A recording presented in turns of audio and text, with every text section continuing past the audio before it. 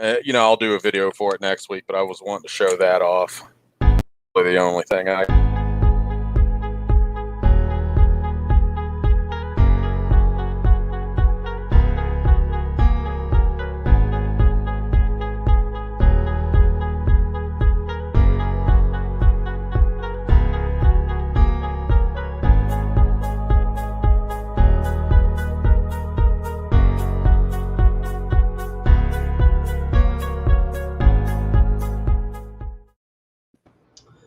Good morning, everybody. My name is Dan at Korean Cardboard, and of course, I'm joined by Kin from Bean's Ball Card Blog.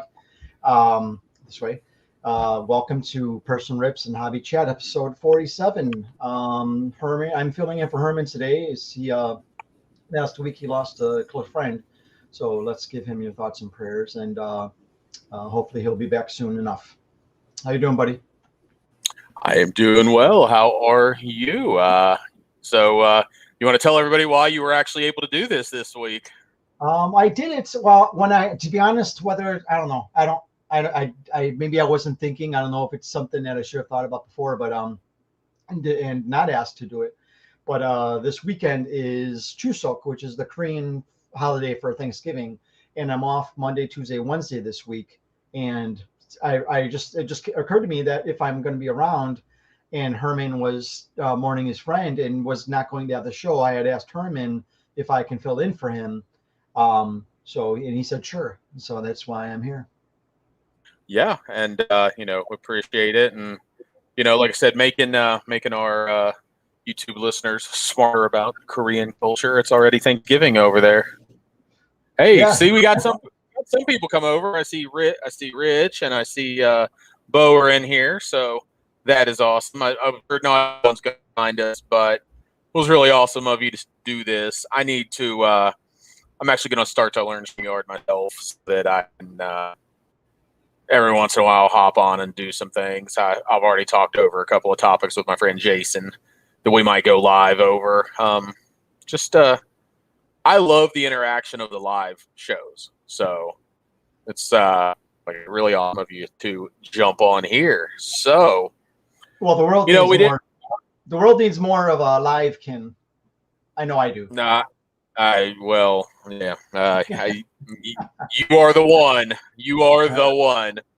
But yeah, so we didn't have all the bells and whistles with the open with the headbanger music that Herman has for us, and yeah. So we're winging it a little bit. I don't have we're not doing any shout outs tonight, but you had a topic that you wanted to talk about, and let's be honest, it could go the whole hour. So let's go ahead and let's get started. All right. Well, all right. As people know, for those who follow me know that I grade. All right. So I used to grade down manually cards from like 2012 to 2014, around for about 3 years. At that time, I was paying around $4.25 per card for grading. And that was bulk subs up to 100. It was like $5.25. Like I think it was $1 more for if you did 50 and not 100. And I was almost always in group subs. Occasionally I would send my own of like 50 or 100. So I was paying $500 for 50 cards. No, I'm sorry. No, just the opposite. Like $100 for 25 cards more or less, which is crazy now to think about it. But so I eventually stopped grading manually cards. I think it was because of the cost. I don't remember why, but I then moved when I had stopped grading those manually cards, which I still have a ton back home in Chicago, as well as I have a lot of those star cards and other manually cards in semi-ridges ready to be sent, stacks of them ready to be sent to PSA, but I never sent them, and I probably won't. Because all those star cards are just very too generic for me. I wish they weren't in the registry because they're just so plain, and I don't want to pay now what would be $30 per card for such generic looking cards that were just, I don't know. I didn't really care for them, even though I had them, like the diamond set, the platinum sets. They had a bunch of other names for those star cards, but after I stopped collecting manually, I eventually, when I came to Korea, I started collecting Lee Sung-yup, who's arguably the greatest Korean baseball player ever. And he's from basically where I live. and he became a huge Samsung Lions. He played for them for a long time. Played in Japan, then came back to Korea, and then retired. And I also collect Mark Burley, and I was starting to grade Mark Burley cards. Actually, I was doing a master set of Mark Burley, and then I decided, no, I don't want to do this with Mark. I'm just going to keep his cards raw. And so that's what I have been doing. And I have them in semi-rigids inside BCW vault boxes for my Burleys. And for my Isam Yups, which I do grade for the master set registry for Isam Yup, I have them in like one of those big, what do you call them? Pelican type cases, right? Okay. Yeah, I have I want to say I've added around 200 to 20 Isam Yup cards to PSA's registry for him. I don't remember if I actually created his master registry reset a few years ago, but there might have been like one card in there, and I've added 220 of them since. So I'm very happy about that. That's been more of a journey for me because since I've been here in Korea. So that's something I take to heart as far as getting some more of those graded. And I do have more cards of his I want to get graded, but if the $30 price range, I'm not sure if I'm going to do it. So that's my topic. Long-winded, but the basically is I don't know if I want to pay $30 to grade cards for a registry set that apparently I'm wondering what PSA is doing for any of those set and player collectors that use it. I don't think I have heard other people say that they should try and do something for those people who are using the registry set and trying to collect those 10-cent cards and get them graded. Like you'll hear a lot of people complain about, oh, you're the reason why all the card costs are going up for grading, which I completely think is BS. But yeah, so I think it's basically all those flip festers the last 2 years grading 50 Bo Bichette rookies in one time, and that's why the supply and demand is whacked so crazy now. So there's a lot to take away from that, what you said. So a couple things I wanted to ask first. So I can't recall his name, and I probably wouldn't say it right. The Korean player that you collect. Yeah. So yeah, we'll go with Lee if I can remember. So you said that you have 200, or did you say you have 220 graded or 220 to send off? 220 graded. So how many cards does he have overall? To be honest, I don't know his complete checklist. BBM, which is the most. All right, just so you know, Korean cards pale in comparison to Japanese cards. There were like 5 or 6 companies in the past 20 years in Japan that had licenses. I don't think they've ever had an exclusive license, which I think is horseshit for the hobby. But because there's no competition, the Topps could have done whatever they wanted the last 10 years more or less. But yeah, so he has around 220 that I've graded, and I do have maybe 10 or 20 more I need to send off.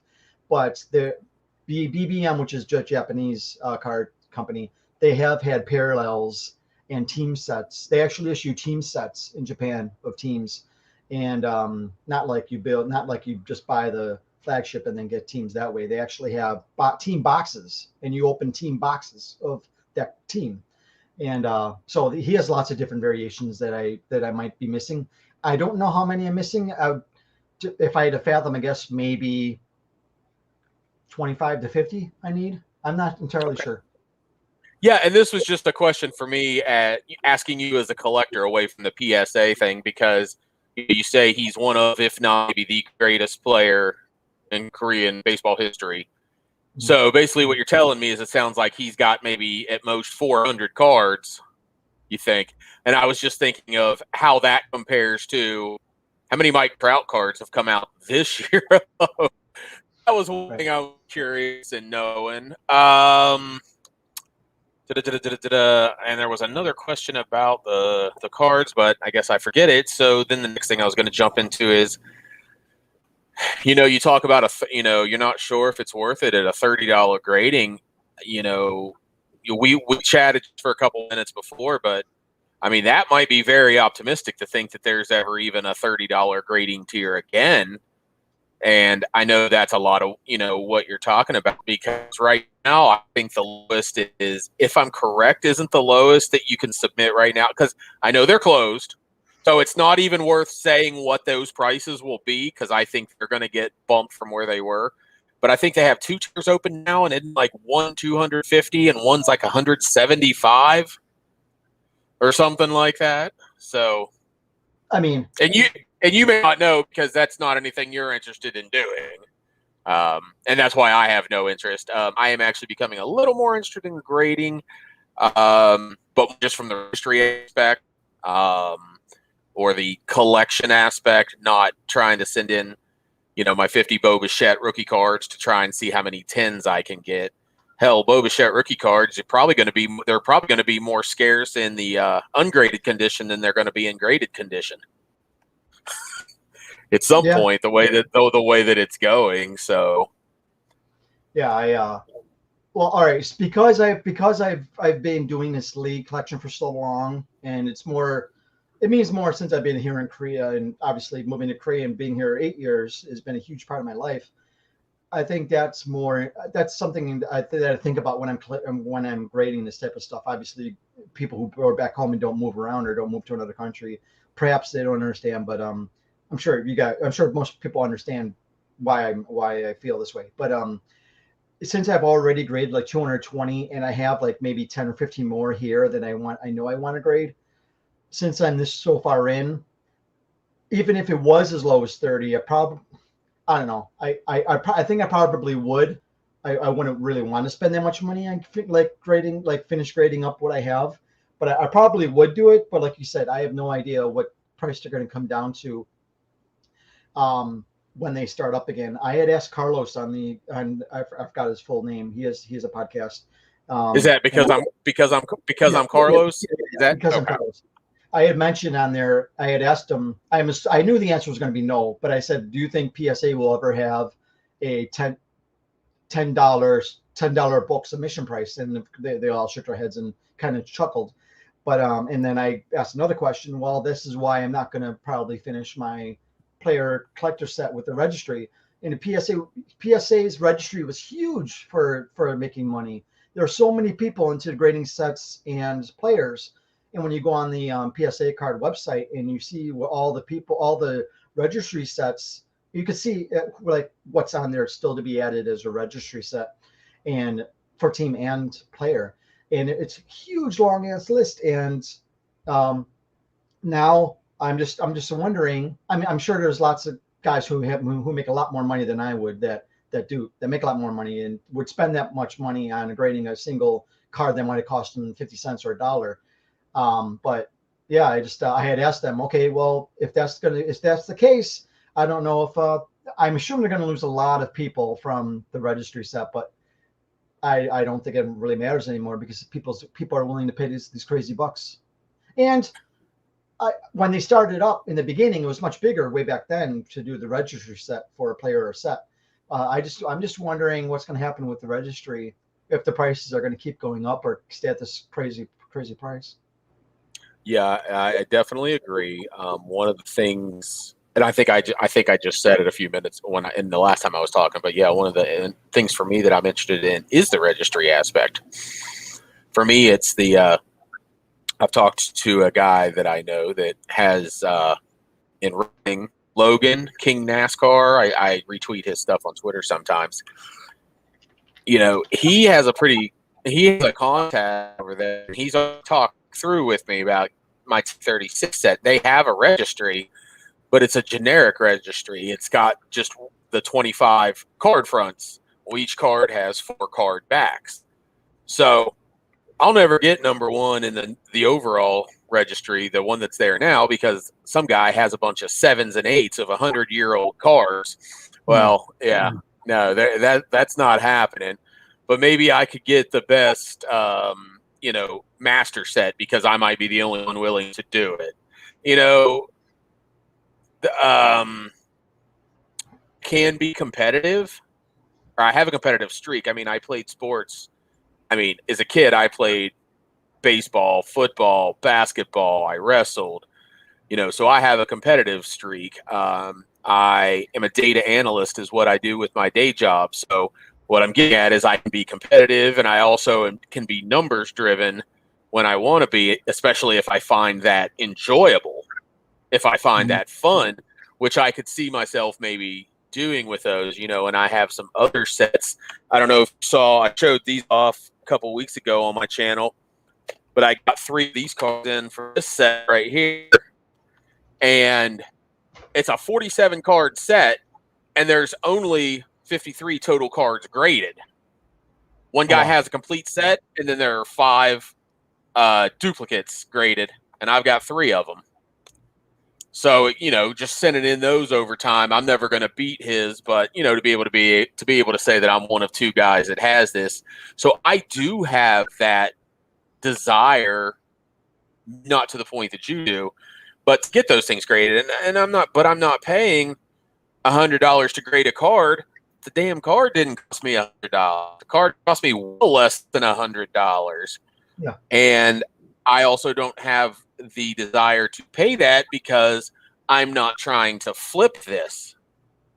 That Right. money that I pay to grade that card is money that is part of my collection. And, these 3 cards, say these 3 were ungraded and I had to pay $150 to grade each right now. That's $450 that I can't spend on other cards that I'm just spending on grading, which may be adding some value to them, but value doesn't really matter until you sell, and I'm not a seller, and you're not a seller. Right. So yeah, I mean, definitely, I think we know the day of the 425, 450 grading is gone. The day of the the day of the $10 grading is likely gone. Go ahead. I was using, all right, a friend of mine that I know on another forum, another card forum, which there aren't a lot of guys on this other forum that I use. It's called Player Collector Showcase is another web forum I'm in. And one of the guys that I sub with, he was on a grandfathered pricing with PSA. I don't know if it was him or with somebody else, but the last sub I did, I think I was paying around $8.50 per card, and that was around 12 cards in my portion of the order was around 12 cards. 3 of those cards were end, meaning 2 of them were, I think, N9 and one was N6. N9 means can't identify, and I think N6 means no, 2 were N6, 1 was N9, and the N6 means minimum size requirement not met, which drives me nuts. And if it's any of the Japanese or Korean cards, I'm gonna go apeshit. But because I waited 11 months for that 9 cards of the 12 cards to come back, and yeah. So my point was I got it at a grandfather price of like $8.50 per card in my most recent sub. And if they ever do book subs again, I have no idea what price they're going to start at. So that leads me to, a couple of thoughts that I've had so like I said, I think that $10 day is gone. I think at bare minimum, the grandfathered in, I think you're looking at probably at least $25 a card. Mm-hmm. And that still may be wishful thinking if SGC's lowest tier is now $35. As I heard somebody else say, it might have even been on Carlos' show. But I do watch a lot of YouTube. I watch a lot of channels, so who knows? But yeah, why would PSA, based on their market share, their ego, their reputation, why would they have any grading levels that are lower than any of the other companies? Right. They should, and I'm looking from a business aspect there. Because I don't think you want to totally kill off the set registry folks. So I don't know how you go about that, but you mentioned something being grandfathered in, and I didn't know about that. But one of my thoughts was, if it's somebody that's had an account for, let's say, whatever we want to make the number, X number of years, let's say they've had an account for 5 years, and is there still a PSA, like the club membership or whatever? I don't know if there is now. I don't know if they stopped that. Okay. Or stopped. I don't. There was. Gotcha. I don't know. I mean, I was thinking if they still have that, and say you've been in that since, let's just go with 2015, because that's 5 years from the spike, or we could go 2017. Maybe those folks do get grandfathered in at a lower price, but it's kind of you go to the back of the line. Yeah. And then another thing, I mean, that would be the way that I feel like that would be the only way you're going to probably want to be able to do those. And even then, you know, you're not going to get a, you know, what am I looking for? Not necessarily going to solve the problem, but maybe you limit those folks who have done that to, say, 1,000 cards a year so that they don't say, hey, guys, I can get this and I can do it for $20 a card. And then they're sending in 2,500 cards when PSA reopens at the beginning of the year or whenever they reopen. Because we also know that they can talk all they want. And I want to say on average, they're doing about 180,000 cards a week is what they're grading. I think it might have gone up a little bit. I found a decent, what the word was, a channel recently. It's like Retro Basketball something. And he does a lot of analysis, and he tracks weekly how many cards they're grading just by looking at the pop report. It was this number this week, you know, and last week it was this number. So I know during the National they got down to around 100,000. Before that, they were churning up at like 160, and I think since they've been up closer to 180. And I don't even necessarily remember where I'm going, but let's think about this. When they do get to that point where they reopen, if they reopen it anywhat of a reasonable, and I'm talking basically at this point $75 or less, we're going to be right. We're going to be almost right back to square one. They might have to do the what was it, HGA? Were they the ones who were only taking like 5 per person or something like that? I'm wondering if that's something they would have to do. Otherwise, they're like you said. Otherwise, they're back to where we were. Mm-hmm. Yeah, I don't know what the answer is. Again, one of those things too. I know that right now they're making their money off of investors. Oh, yeah. Because, like you said, you're not sending that stuff in, but at the same time, you have to be careful not to alienate those people. And I am not by any stretch of the imagination one of these Nat Turner fanboys. I mean, these guys, I see these guys commenting. I mean, if they see him at the National, they'll probably give him a hand job under the table. They are such ridiculous ass kissers. But I will about man is a collector. So I want to be cautiously optimistic that he still will think about the collector in addition to thinking about the bottom line. So Yeah. one of my thoughts that I just thought, I thought of probably after we started, not the show, but after we got on and started talking earlier, you know, what is the easy answer that everyone puts out there? Hire more graders. That's the easy answer that everyone is putting out there. Well, there's only so many people that are interested and qualified to be a grader. Mm-hmm.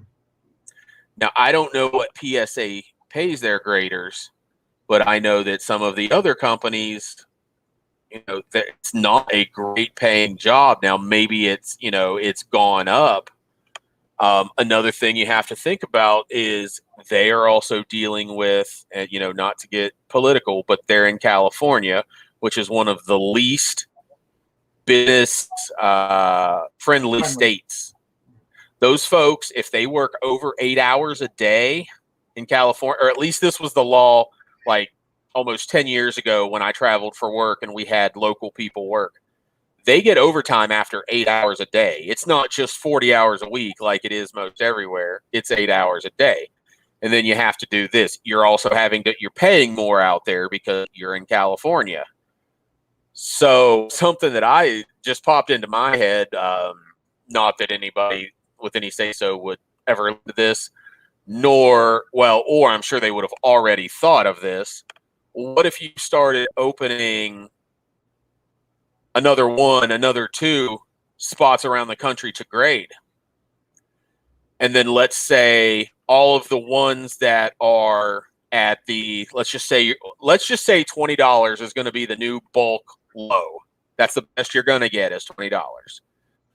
So why not, if you do a $20 order, every card in your order has to be $20. And instead of going to California, it goes to the office in Iowa.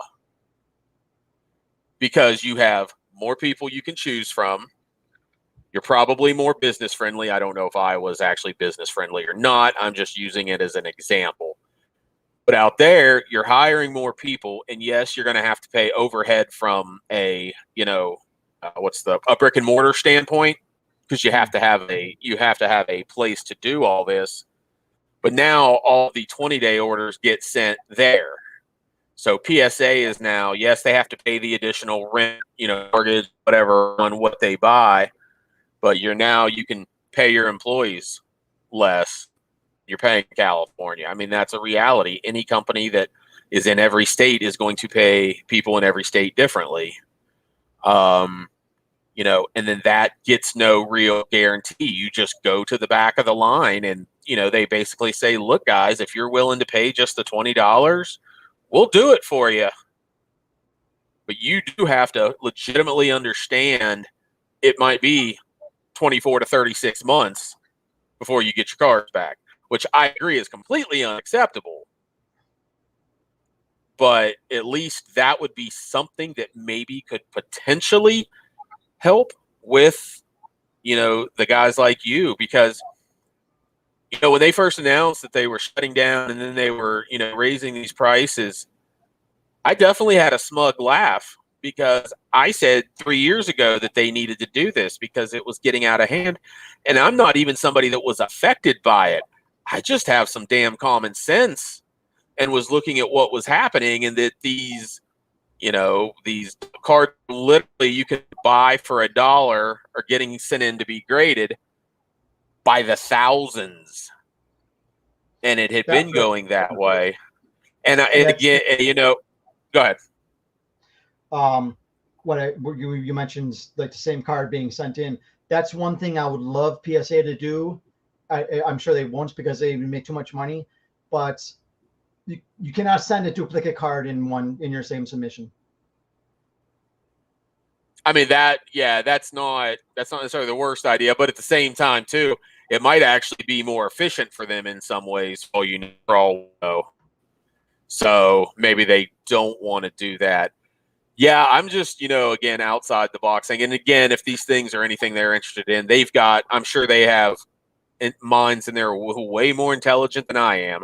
I have some business sense because I've worked in corporate retail, for over 15 or about 15 years now. So, I mean, I just using common sense, but you don't want to throw away the guys like you. Oh, and going back to what I was saying about having that smug smile, but at the same time, I knew that hurt people like you, and that hurt guy like Bart. I don't know if he used to be Bart, the PSA collector. But he's the registry guy is what he does. A lot of San Francisco 49ers. And his channel is one of my favorites. And I met him at the Dallas Card Show, and he is just as nice a guy in person as you would want to meet and as you would think. And I felt for him, and I felt for you. And, you don't want to completely turn those guys away, because like I said, let's just throw the example of, okay, we can open a facility in Iowa. I don't know. How many people does it take? Do we need to hire 100 people? What percentage of those are graders? And like I said, there's still going to be people sending cards in at $20 by the thousands. But it gives you more room to grow. You could, potentially hire more graders. Again, it's just something I'm, throwing against the wall, because I don't think you want to throw away any money. That just doesn't make business sense. But I don't know where that cost of doing business for them is, where it's not only break even. They're not doing it to break even. They're not doing it just for the love of the hobby. They've got to turn a nice enough profit. And like I said, there's no doubt they need to hire more graders. So can you move to somewhere else, that's just better business-wise? And I said Iowa, but pick a major city that has good that has a good population to choose from. I mean, honestly, I live in Arlington, Texas, so Fort Worth, Dallas. Yeah, I know all the companies are already here, but tech tends to be much more business friendly, and now you Yeah. have however many millions of people to potentially choose from, or to at least appeal to. And like I said, you just know that, say you, Dan, you're doing the $20, you're a registry guy, you're going to send these to Dallas. And then the guy that wants everything has to be, say, everything over 500, let's not say $500 value. Let's say the $250 submission. Those all go to California, where they are now. Again, I'm throwing darts at a dartboard, but that seems to be, to me, one way that they could do that. Again, ideally, you want everybody under the same roof because that's going to be the most cost-effective way. But there is something to be said against the fact that they're in California, paying people more, dealing with more business unfriendly things.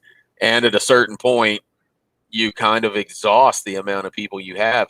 I said I've done corporate retail. Before that, I worked in stores.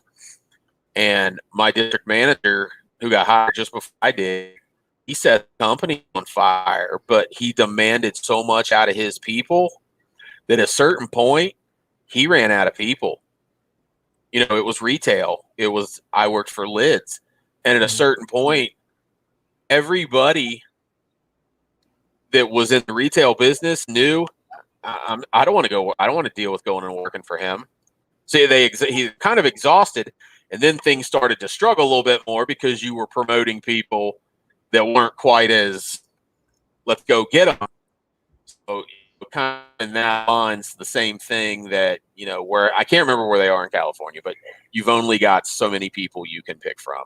And this isn't the kind of job that can be done remotely. My job, what I do, I'm a data analyst. My job can be done remotely and has been for, at least a year and a half. We're getting to 2 years, late in Q1.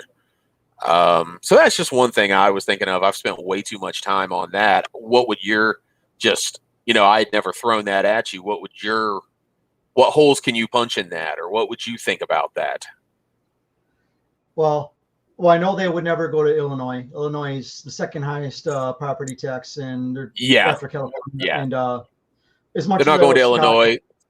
They're not Illinois, going to New York. They're not going to New York. I mean, we know where they could be, but you would ideally want to find that place that's business friendly, combined with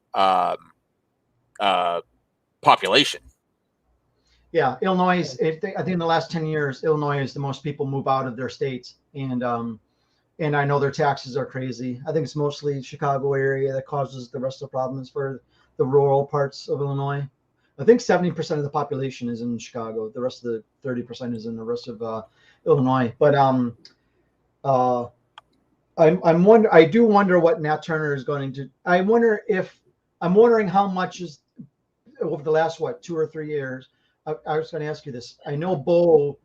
I don't know if Bo's still here. I think what was it 2016, 2017 is when the box hoarding started, right? 2016, 2017, 2018. I really think that wasn't too bad really until early 2020. Because I know it's getting bad like in 2018.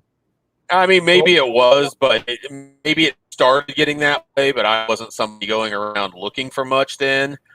I know that for me, when I started noticing it was when I was going and wanting to buy a lot of it, was that 2019, or what would it be, 19, 20, 21, 22, 2021, 2019, 20 basketball with Zion Mania. Zion Mania changed a lot of things in the hobby. And that's when I started to notice it. So Bo said there, he said retail hoarding started last summer. So he kind of saw it. I will say that when I was seeing it on certain items. Again, I was for prison basketball, Topps Update, things like that. Anything Chrome in general was more popular. But I do think what he's probably getting at is more accurate in that there's nothing left on the shelves. And that kind of, he said summer. I was thinking almost, as soon as we all pretty much started working from home, that's it. It kind of went in parallel with when we started seeing the price increases, which was that late spring, summer of 2020. Yeah, and Bo actually kind of said the same thing I was saying. He said there was some hoarding for second product, and that was kind of what I had seen. Yeah, that's what I was talking about. Yeah, those Bowman Megas, because I remember even looking for those. That was the one that had the Otani card in it. But a lot of what I have heard people saying is obviously things really started changing around 2018. But where we are now, where actually it seems like people are finding a little bit of stuff on the shelves now. Now it almost seems like they're back to where they were. People are going around to every Walmart and Target in their area to pull the select basketball off the shelf. But they are leaving behind the winter, the things like that. I know hockey's not as popular, but this Metal Universe just came out last week, and I don't know if retail just hit last week or when. But I mean, that stuff's got to be pretty popular because it kind of is a takeoff of that 96, 97 era of Fleer metal that everybody loves so much. And I've seen a decent amount of that busted on YouTube as well. The question I have for you, I briefly told you I was going to surprise you with a question, and you actually answer part of it with your racing cards that you have like 4 cards graded of. I was going to ask you, I know you weren't a big grader, but then you said you're coming around to the dark side and there were some things you wanted to get graded. You did mention that. What year was that racing car set? The T36 I mentioned, that's a 1911 set. And then this one I just showed you that I showed you here, it's a 1954 set. Most of the stuff I'm interested in, or actually pretty much all of the stuff I'm interested in, is vintage, unless I do have a few things that if I could grade them did well that are more modern that I'm not attached to. Yes, I could move those because that would give me more money to put back into the stuff I want. But in general, my thought process is vintage. Okay, so vintage racing or cars? Yeah. Okay, so that's the stuff you grade. Would you grade anything else other than the vintage cars? Vintage cars? I might do a few. I have a handful of like other vintage cards that I like the shape of. That I might do just to have them. But in general, no, that would be what I would be doing. You say never, and you don't want to. I don't want to give an absolute. But in general, yes, I would say that would be at least 90% of the things that if I'm sending anything in, that's what I'm sending in. Because most anything else, why take, especially the way I collect, because I'm not a PSA 10 collector or a PSA 9 collector. I bought a PSA graded card the other day from the 80s that was a graded 5 because I was fine with it at that price. It was about the aesthetics of the card. Is it basketball? It's a basket. It's actually a basketball. Is it Barkley? And it is not Barkley. But I will tell you, that video will go up. Will be up Wednesday morning on my channel. I can't wait. And Jordan, it is not a Jordan. Oh. No. I was going to give a clue, but just because based off of the things I could think of, it's too easy. But there is but my Tuesday morning video, by the way, will be Charles Barkley tomorrow. So there you go. Yeah. And then Wednesday will be. Yeah. Yes. So but that's kind of where that's where I would be. It would be the vintage.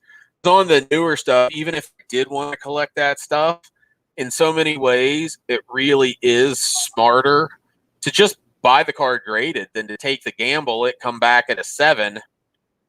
And you're paying.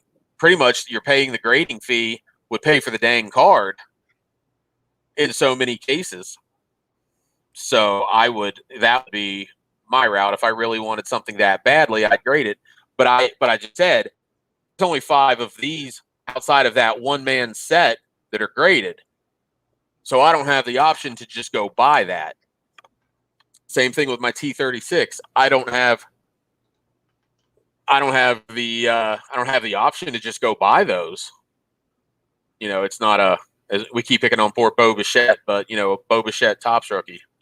It's not Penny Hardaway, but I tell you, I do watch a lot of not a lot, but I watch a handful of basketball channels, and I even listen to the Card Ladder podcast, even though I'm not really into that.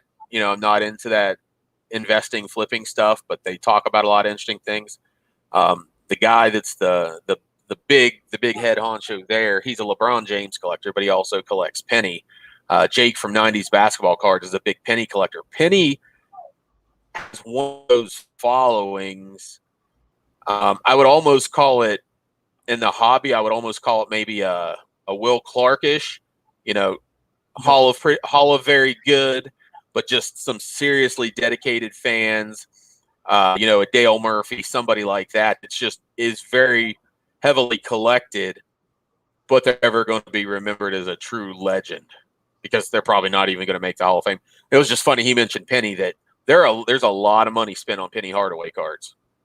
Well, it's funny you should mention Penny Hardaway. There's a Korean collector here in Korea that has a huge penny collection. It's pretty amusing. Oh, okay. Yeah, I know.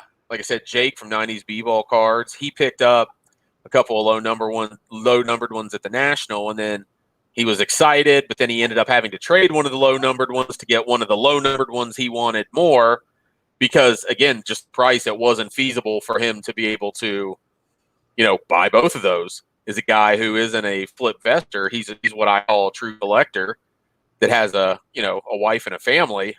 He can't just willy-nilly throw away thousands of dollars on cards. I don't think he can. I don't see him showing a ton of $1,000 cards. So he can't. Anyway, the whole Penny Hardaway thing was just so funny because it was so random. Anytime I see a Penny Hardaway card at a card show, I have to look to see if it's like a low serial numbered or something, just knowing I could put that thing up on eBay and flip it, if the price is right. Probably flip it pretty quickly as well. Yeah, I've been waiting. It crossed my mind to try and use SGC to grade some Mankos, Japanese Mankos, which they have graded because Robert at Prestige Collectibles, he has sent a lot of cards to SGC and Japanese Manko cards. And what's funny is that I know PSA. I think PSA uses Robert for references on old Japanese cards. But I think SGC was going to charge him additional fees because they had to research the cards that he sent in, which he obviously was flabbergasted about because he's like, no, you're not going to do that.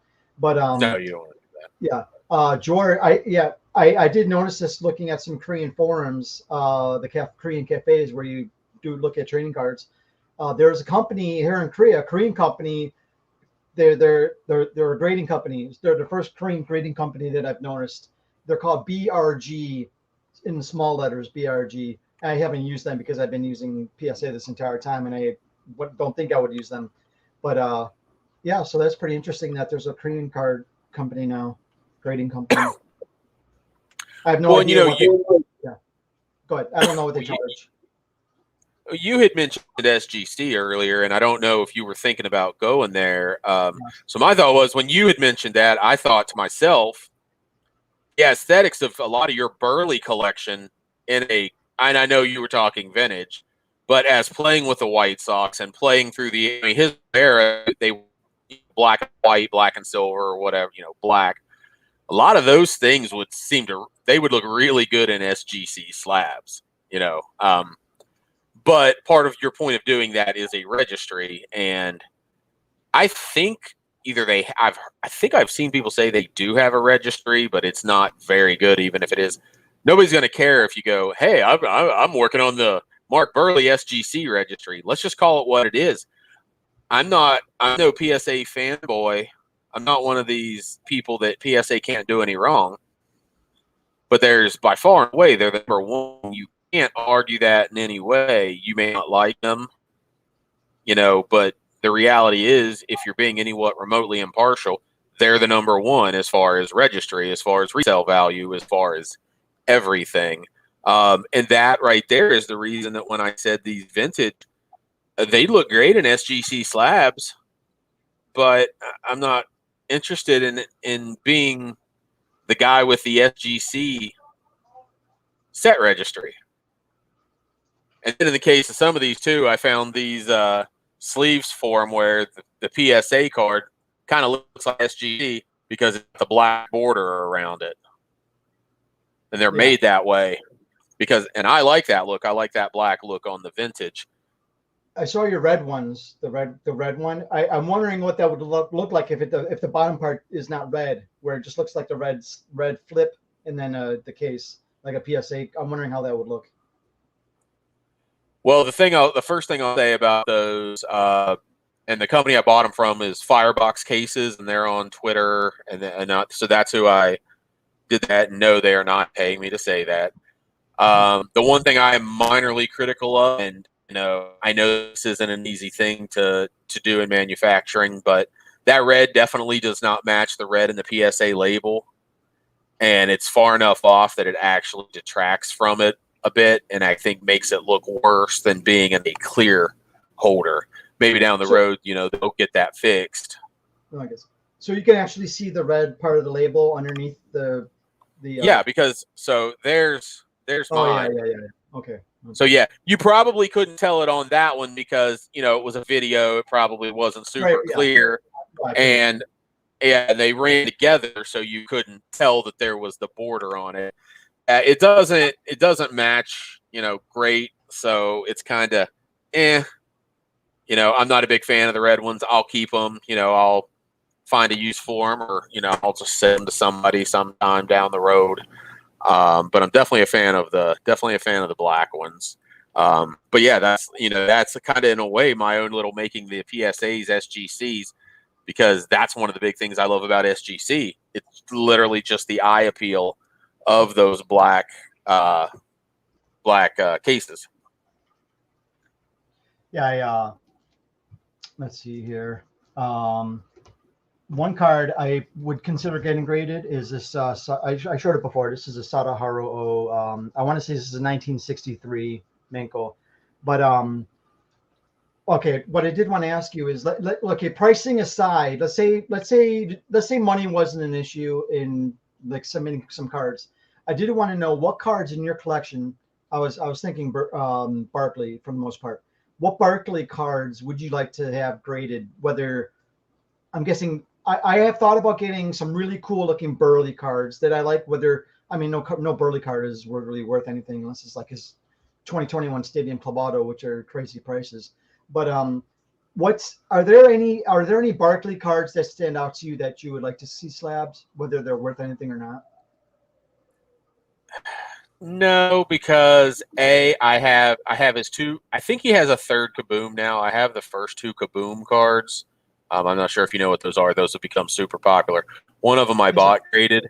The other one I would like to have graded just because it would match, but it's not the end of the road. My Barkley Fleer rookie is already graded with PSA. I bought it that way because, and even back to the thing you talked about, that O card.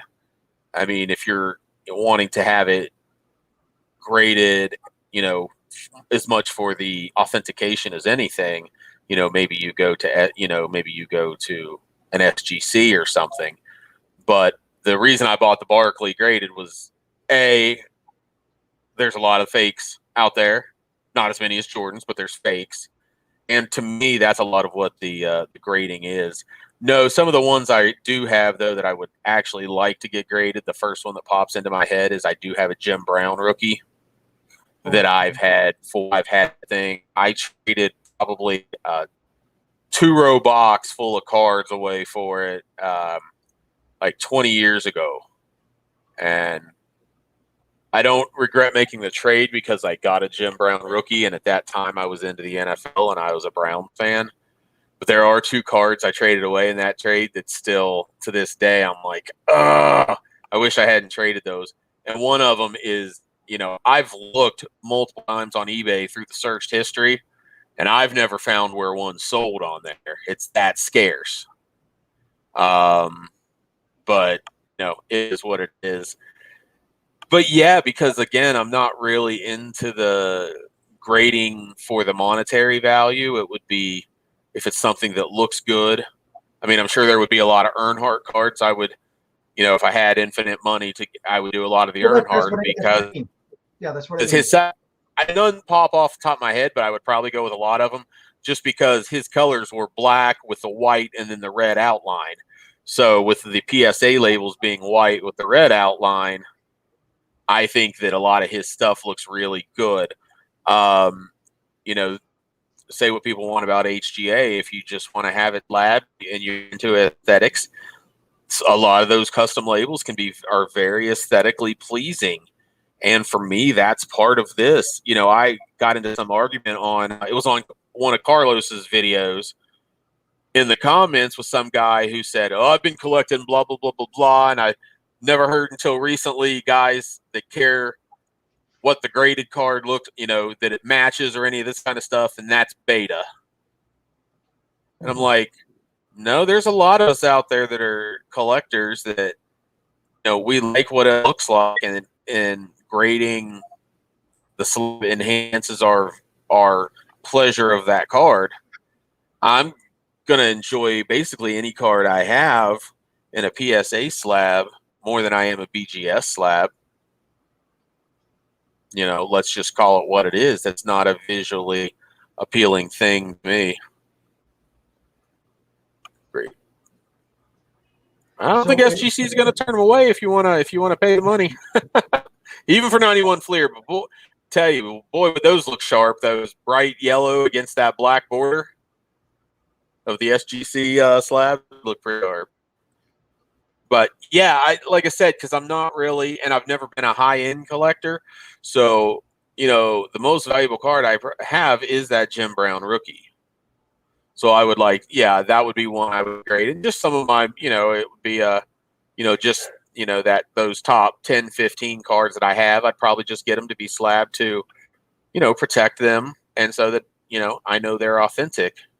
And, one thing about grading cards, look, we're all going to pass away at some point. And on that mortality standpoint, it's way easier to sell a graded card for someone that doesn't really know what they're doing.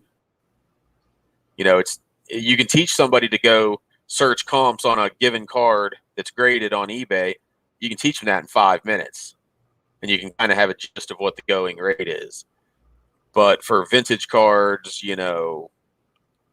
it's not easy, or even modern cards, it's not that easy. So there's something to be said for the ease of those that will be charged with moving your collection on, and them being allowed to get as much money as possible and doing it with as much ease as possible, because who wants to be thinking about that as they're selling cars? It's just thinking about their deceased partner. Mm-hmm.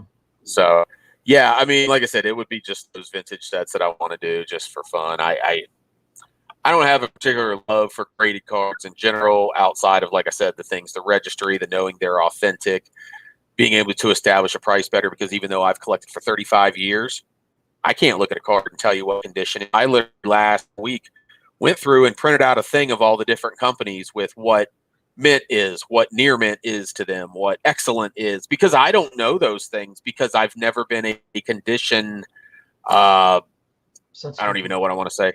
Yeah, condition sensitive collector. Either I like it for the price or I don't like it for the price.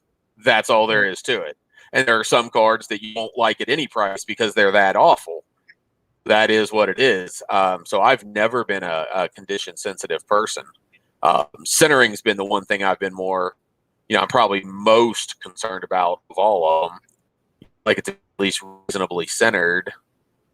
So I don't know if that really answered your question, but that's probably not the answer you were looking for. Earnhardt's is, I know you obviously you'll take in cars that people send you, but is Earnhardt's the main guy you collect, right? As far as NASCAR drivers go? Yeah, I mean, yeah.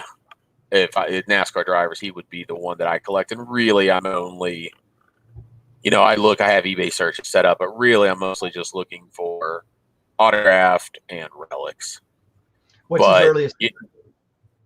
His first card would be from the 1982 Uno set, I believe. There's not a lot known about those cards. The game Uno? Yes. Yeah, like on the back, they have your normal Uno looking back. but there's not a lot known about where they came from, how many were produced. There's just not a lot of info on them. You know, that 83 Uno set is kind of like your old judge cards of baseball. They're just the original ones. There's not a ton known about them.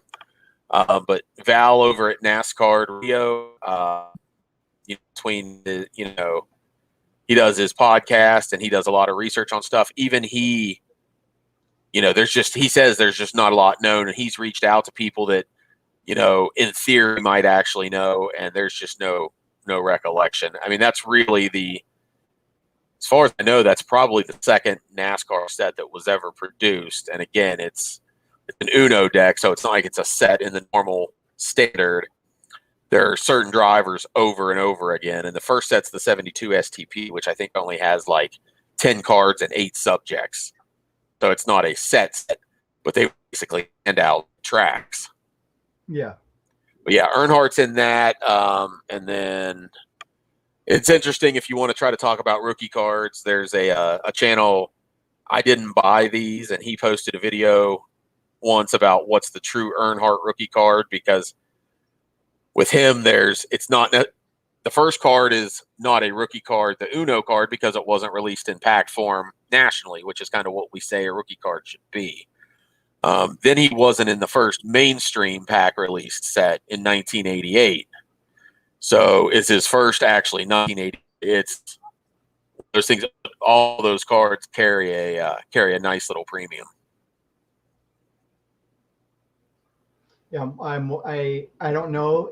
I've never looked at the prop report for NASCAR cards, but I'm wondering if any do you know if any cards from that set have been graded? Of the Uno? Yeah, that one I'm not sure about because it's not really one I've looked into. I've actually had save searches for the STPs because I would like to get a Bobby Allison someday because he did run in the Indianapolis 500, so it kind of adds to my Indy 500 collection. Those do get graded a lot because those are they're the first NASCAR set, so they're widely appreciated for being the first one, and there are some of the cards in there that are very, very scarce. We're talking like a dozen known copies of. Do you know what year that was? That's 1972. Oh, all right, that from the first set. Yeah. Oh, yeah. I think the other 80 or 83 Uno.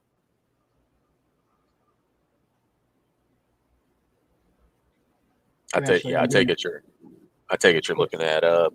So, yeah, I was going to show off while you're doing that. I was going to show off my mail day for those in the those viewing in the stands. So today I got this bad boy. It took a little time because some stuff happened with USPS. So Ryan Nolan of Breakout Cards, and that's Breakout Cards on YouTube, one word I believe, and then he's Breakout Cards _ on Twitter.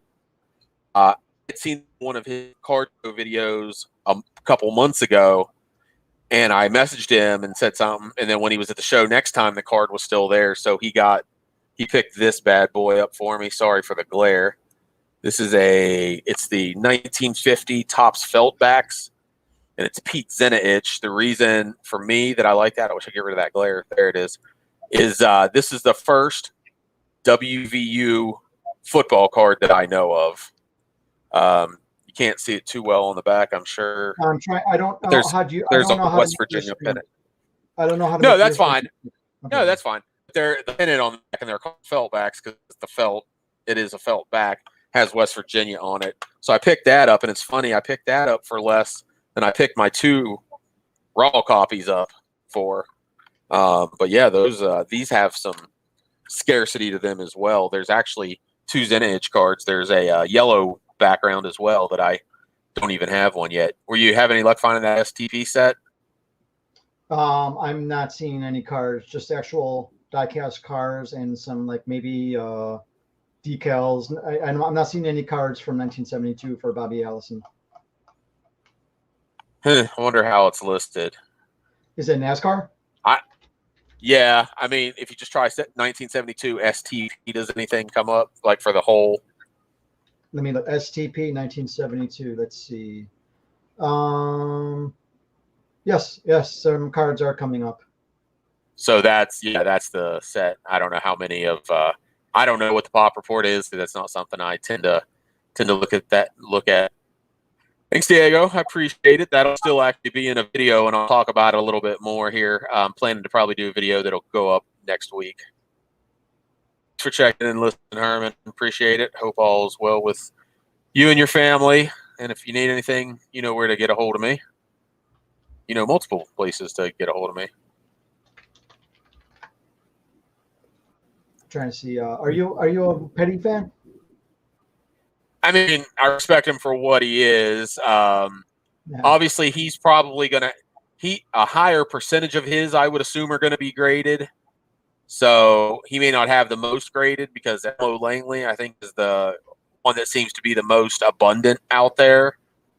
But Richard Petty is obviously, all-time wins leader in NASCAR. So most anybody that knows cards and has a copy of it has had the card graded. But there's one of them that's somebody's car. I think it's Fred Lorenzen's car is like a super scarce one. There's a Fred Lorenzen card, and then I believe a Fred Lorenzen car.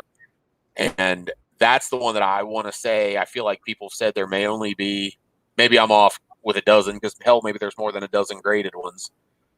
But, that's the true epitome of a card that's scarce. Okay. And I, because of it, in the racing card collecting community. Alrighty. And I know if I'm following anything that Herman does, we hit the 1 hour mark, so time to shut it down. Well, yeah, I mean, I probably need to, because I need to go hang out with the wife a little bit. But if you got a couple other points you want to touch on, I'm completely good with it. We can go into a little bit of overtime. Well, I think the PSA stuff was the only thing I had in mind today. Yeah, okay. Did we kind of hit on all the points? Oh, go ahead. There's Diego's question. What modern day NASCAR driver is the big deal in the hobby, Ken? Honestly, Haley Deegan. She's not even in the Cup. She's in the Truck Series, but it's kind of like the in wrestling cards, the women tend to be most popular, because you have a bunch of greasy guys that are the fans, and it's kind of the same thing with her. It was all Danica Patrick before. I was following cards, all Danica all the time. If she was running in dead last, we had to hear every fifth lap that she's still in last place, or she's moved up 2 spots. Well, Haley Deegan is kind of that person now, as far as maybe your top drivers. And I don't follow modern NASCAR, kind of like every other sport out there. Go ahead. Now, if Haley Deegan was not pretty, would that be the case? She would still be more popular than your average guy, because there are a lot of little girls that look up to her, guys that have daughters that like racing, and there's absolutely nothing wrong with that. And I hope she has all the success in the world. But to me, she's just another driver. She's a driver, one way or the other. But to a little girl who watches NASCAR truck races with her dad, she hears a girl's name, she's going to get excited about. And I mean, I wouldn't expect anything, but that was a bulk of Danica Patrick's. It's kind of the same thing, although indications are that Haley Deegan is going to be a much better driver than Danica Patrick ever was. But as far as I'm sorry. I actually have a new. Go ahead, finish your point. Oh, I was just gonna say, but that's the reason why, even though she's only in the Truck Series, which is she kind of has to go up to the Busch Series, and then the Cup is kind of that next step, so she's kind of 2 levels below. But if you want to talk about just like the Cup guys, I'm not into modern NASCAR. Racing to me is just not as good as it was in the 90s through the mid 2000s, which is pretty much how I feel about every sport, which is why I'm into very few modern sports outside of hockey and college football. But at least right now, this year, the last handful of years, your top driver will probably be Chase Elliott, who I believe won the title last year. That is Bill Elliott's son. So some of you may know Bill Elliott's name. And then this year, the guy that's just been completely dominating and was already good, but he's in some top equipment now. He was in some B-level equipment he was the one that when they were doing the iRacing last year, he dropped an N-bomb and then got released from his ride with Chip Ganassi Racing. Well, so he spent the rest of the year racing in some lower levels, got signed by Hendrick, who is, that's A level, that's A plus level, and he has torn up the series this year. So those are kind of your current top two guys. Kyle Busch is probably still up there, but he's, definitely getting on the downside of his career. Well, yeah, I mean, I know Sage, and I like Sage because Sage has run the Indy 500 2 or 3 times and just has not really been able. He's fast, but he's just not really been able to. Was not able to keep a ride in IndyCar. But he's able to move over to NASCAR. I did not know he ran at Bristol this weekend. I remember he ran earlier this year. I want to say at one of the road races because that's what he has experience doing from IndyCar is, he has some road racing experience. But yeah, Sage Karam is a good driver. He's always been very fast. There's no doubt about it. He's a good driver. I hate to see IndyCar lose him if they've lost him, but if he can go over to NASCAR and have some success, good on him. I want every driver to be successful. It can't happen, but I want every driver to be successful. I want every driver to have every opportunity. It's a money game. It's no different than in the hobby right now. Everything's about money. Well, everything in racing is about money. Everything in baseball is about money, from the money grab over the cards to everything else that Major League Baseball does. All about the money. What I was going to ask you is, what do you think about with all the new flip festers? And not that people are great and needs to flip, but I'm sure some of them are. What do you think about some of the rookie tennis cards? I signed a little bit of golf, but tennis cards, soccer, all the non-main sport cards getting graded. What do you think about that? Not that I don't think that those prices on those things are here to stay, but as a guy that likes racing and likes some things that are not as popular like wrestling, I think it's great that those things are getting some traction in the hobby and that people are, appreciating them.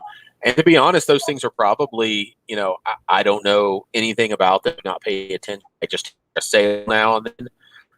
But I would, those things, were printed at a lot less than your whatever that year is than that Topps baseball set. Now there's more demand for any given Topps card, but I think it's nice that those things are being appreciated. And if people want to grade them, I mean, that's great because in a lot of cases they aren't being printed by an upper deck who, has a little more wherewithal to try and do things to at least deter counterfeiters, where maybe some of these other ones were produced by, third tier companies and they're easily knocked off, like 1980 star cards. Yeah. Where in a lot of ways, somebody with a sophisticated printer can kind of print those things out. Yeah, I mean, I like that those things are out there, and I know that's one thing I've jumped on with, everybody's wanting to say we're in another junk wax era. I don't agree with that. I mean, I get what they're getting at, and I get why they're concerned. But in that real junk wax era, man, there were pro set soccer cards, and there were cards for IndyCar had cards. IndyCar hasn't had a set since 2007. We're definitely not in a true junk wax era until all those other random sports. But I think it's very cool to see some of these other sports getting up and being there for someone that's interested in collecting them. As someone like George said, he might get into some golf cards, might be a little bit excited because he's been playing. If you're playing and you're watching that, I think it's very cool.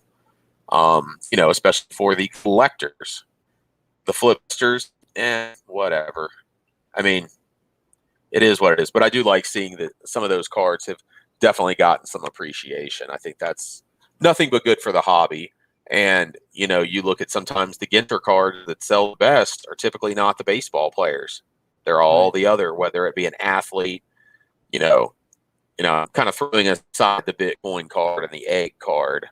But other subjects from other sports have been very popular. And I think it would be cool if they would do more of those in the baseball set, or make standalone this other stuff. Yeah. Yeah, one of the guys in my other forum that I mentioned, he actually is a Sevi Ballesteros golf collector. I mean, he collects other golf cards. He's huge into golf. I'm sure all the golf people know each other. I don't know how big golfing collectors are. I'm sure there's a decent amount, but not obviously not like the main four. But I'm sure they all know each other. But I have actually bought some Japanese. I forgot her name. She's retired, but she was a very good Japanese golfer, and she's in the LPGA Hall of Fame. But I was buying some Japanese cards for him.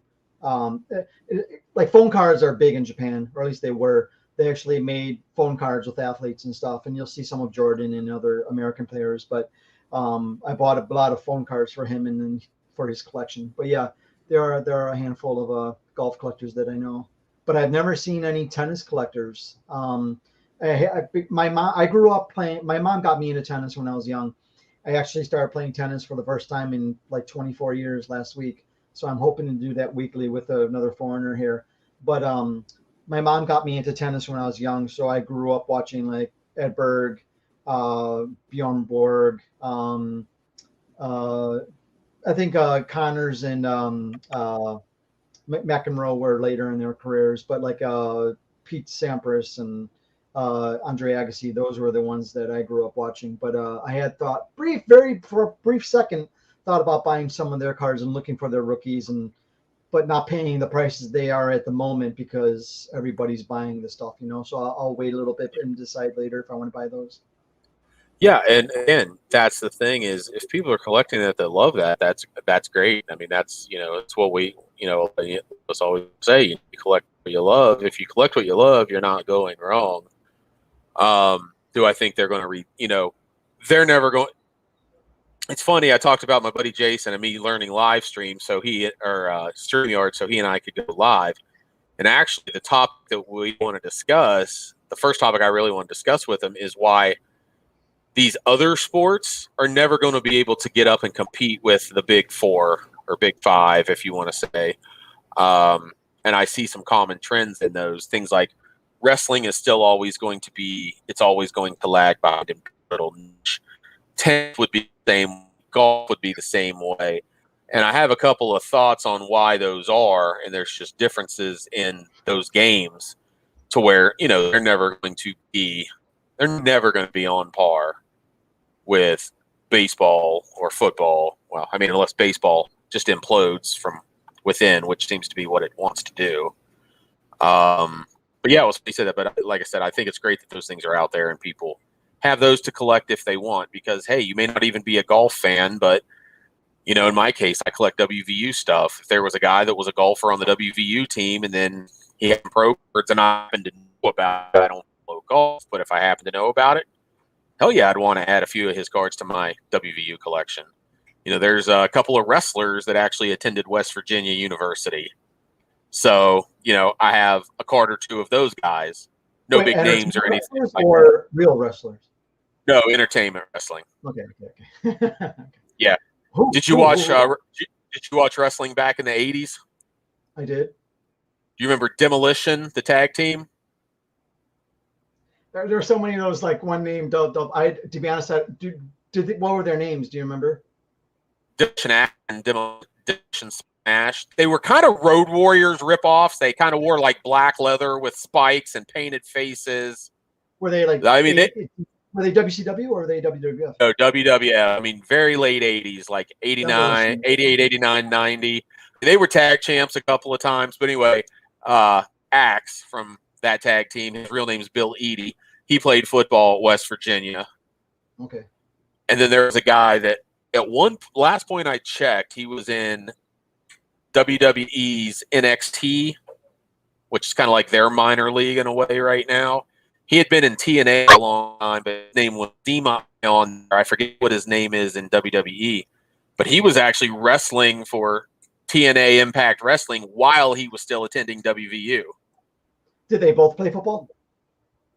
He did not play football. No. Okay. No, he's more of one of those wrestlers. He's thinner and he's like a high pace. You know, he's not a luchador.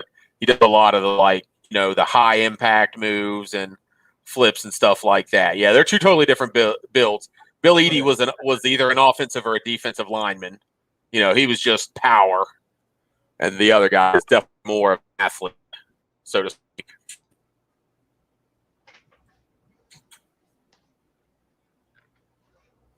I wish I still had my wrestling figures from when I was a kid. That would be awesome. This guy's name. All right. You guys remember muscle figures? Yeah. The little pink guys that we collected when we were younger? Well, this about guy, an inch and a half tall. Yeah. Well, so it's huge in Japan. So it was an actual like cartoon and stuff, and they had figures and everything, real figures like these. There's so many different variations of these figures. There's so many of these actual wrestlers. But this guy, I'm forgetting his name now. But this is, they're very, there's a lot of articulation in all these types of figures. So I've been actually collecting these. My friend in Japan picked up a lot of these for me, so I should be getting them soon, and I'll display them. But the muscle stuff is really, and it's called Kinnikuman. That's what it is in Japanese. That's what these guys are. I don't have the actual Kinnikuman figure, which I'm sure you've recognized before. Oh, here he is.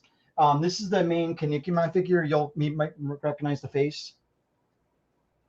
But anyway, this is what the muscle figures were based on. These are the guys. These are my only wrestling figures. But I will admit the newer wrestling figures in the past 20 years are really like detailed and really good looking. Now, did you say those are Japanese? Yeah, these are Japanese. So yeah, professional wrestling is huge in Japan. Oh yeah, absolutely. And I know, I know like the what is it? Hulk, Andre the Giant. They had a lot of cards here back in Japan, back in the 80s and 90s, and those cards go for a lot. Yeah, some of those early. Yeah, most of people like to consider the rookies. You really should just use first card. I think in wrestling you should use first card more than you should use rookie. Because the rookies don't really fit into the technical definition of a rookie card, but their first cards, like the Andre the Giant's first card is from over there and is huge. Yeah, no, I agree. I love me some John Daly. I just love. Basically, what I love about John Daly, from what I know, is he just really doesn't give a damn what you think about him. He's going to do what he wants, and that's my kind of guy. I've watched a lot of his interviews recently, and he's very entertaining. Yeah, I appreciate anybody that just is going to be them and say what they want and do what they do. Absolutely nothing wrong with that. I guess I'll briefly mention what I have here. Do you notice what these guys might be? Anybody? I can't tell. I see a lot of figures, but Mr. T. Is that like an A-team thing? Yeah, A-team. Yes, very good. I don't remember what his name was on there, but I figured it was A-team. B.A. Baracus. Okay, yeah. I knew I'd know it when I heard it. Yeah, I bought these on eBay a long time ago. My friend finally sent them to me. I mean, the joints some of them are pretty loose. I didn't realize how loose they'd be, but so there's Murdoch Face, BA, and I forgot the main guy's name, George Papapard. I forgot his name in 18. But I also my cam's here. But anyway, so I have 18 here. So you guys remember 18 from the 80s. Back here I have the Rambo figures. Some of them are missing actual weapons and stuff. They're not all complete. Over here, I have. Can you tell what this is? That's Star Wars. Karate Kid. Karate Kid, yes, Miyagi. I have some Karate Kid figures here as well, and you might find this amusing. All right, can you tell? Very good likeness. Yeah, I don't know what that. You don't know who that is? No. Chuck Norris. Well, I was gonna say Walker, but he had the weapon, so I'm guessing this is from some other movie or something. They had a cartoon for like not even a season, and they came out with these figures. But I bought. Okay. I mean, there's a guy named Retro Blaster or something. He's a really good website. It's all about toys. But they actually had a figure series of these, and I have all of them. but I'm missing actually like one piece, one weapon from one figure. Otherwise, it would be complete.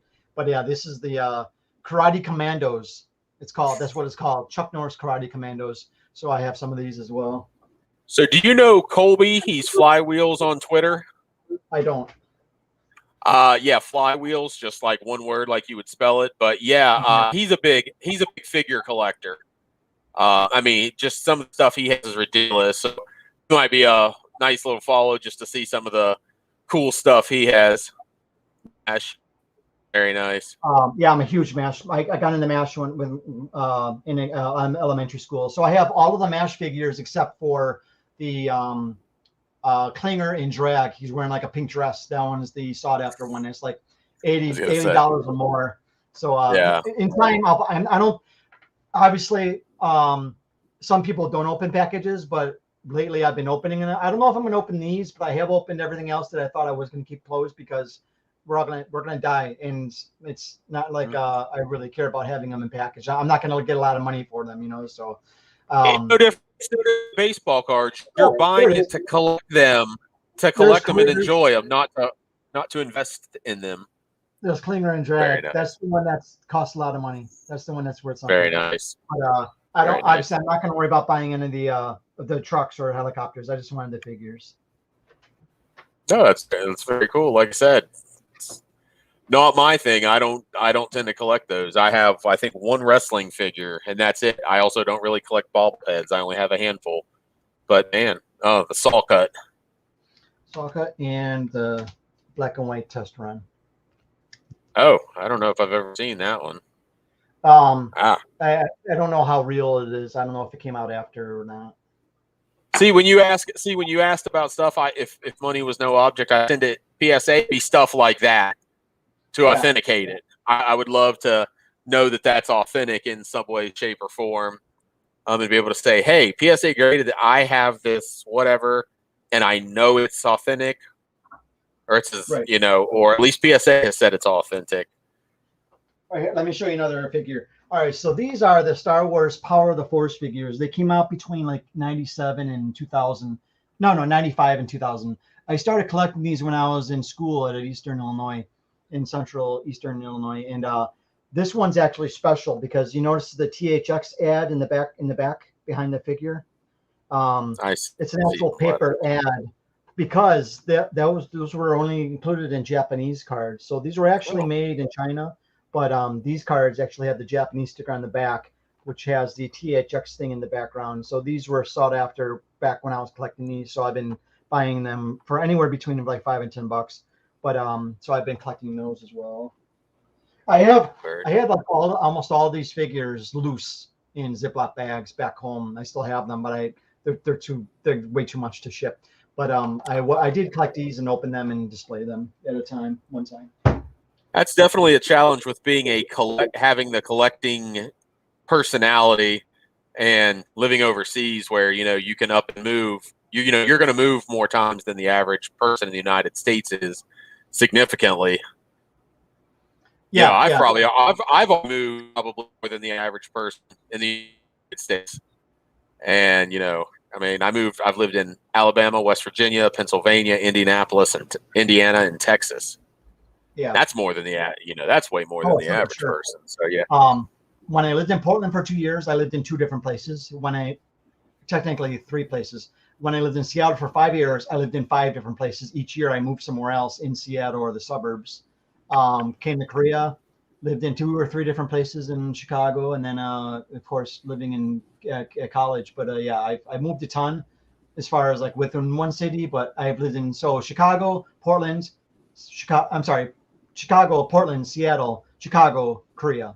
That's my journey. Yeah, I wasn't even counting moves inside. I mean, I lived 3 different places in my hometown.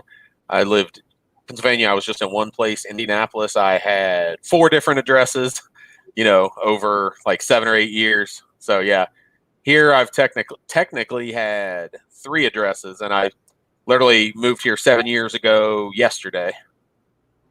Okay. Wow. So happy anniversary. But we've been in this house for over 5 years. So it is what it is. All righty. All right. Well, I think it's probably a good time to go ahead and wrap it up. I appreciate doing this. I had a good time. I'm glad you were able to do it. Glad you had the time off, because I know it's, I know our normal show, you don't usually get to join in or hear anything until late. So Right. Yeah, because I think I have class this semester when you guys are on. Yeah. So obviously, once Herman gets back, I'll try and continue watching like normal. yeah, no, yeah, it was very fun. It's always, I mean, and I'm sure Herman would say the same. I mean, we talk to each other every week, so it's always nice to get somebody else in from time to time, and just talk with somebody a little different, because we all have such different perspectives. In this hobby, we all collect so differently. Right. That's that the beauty of that it just makes everyone's viewpoint relatively unique. Not everybody, but everyone's relatively unique and sees it through their own lens of what they do. So it's always nice to talk to somebody else. So, and I'm sure he would agree. He'd probably love to have somebody other than me to talk to sometimes. I guess I'll share this. I know that I didn't watch the video, but Boomslang Mickey had mentioned that it looks like his friend Donald is improving. He was in a hospital, maybe still is. So Mickey, I hope he gets to 100% and comes back. Yeah, I don't know Donald, but I know that I did see Mickey was mentioning him on his podcast. So yeah, same. I have no knowledge, but hey, anybody getting better and getting out of the hospital is great news. Is fantastic news anytime, but especially with everything going on right now. Right. That's fantastic. All right, Kim, it was a pleasure. All right. Yeah, the pleasure was mine. I had a good time. All right, you take care of yourself. All right. Take it easy, everyone. Thanks, everybody. Bye-bye.